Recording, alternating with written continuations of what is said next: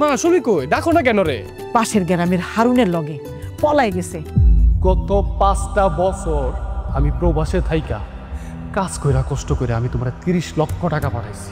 আমি তো টাকা উনার সংসারে খরচ করছি, আমি তো বাইরে কোথাও খরচ করি নাই। বুঝলো, তুমি নতুন করে আবার জীবন শুরু করো তোমার সন্তানের জন্য। তাহলে কি আমরা যাইতে পারি নাকি? ঠিক আছে, যাও। মা, মা এত পচা কেন? বাবা, মাকে কখনো পচা বলতে হয় না। এই পৃথিবীতে মা হচ্ছে সর্বশ্রেষ্ঠ।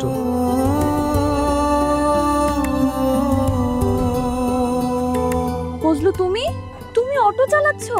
হ, অটো চালাইতেছি।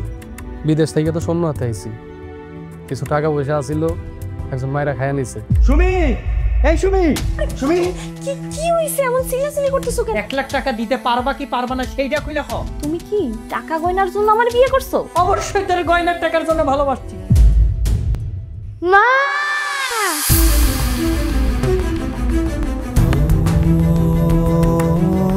এই পৃথিবীটা একটা মঞ্চ, আর আমরা সবাই এই মঞ্চের এক একজন এক একটা অভিনেতা।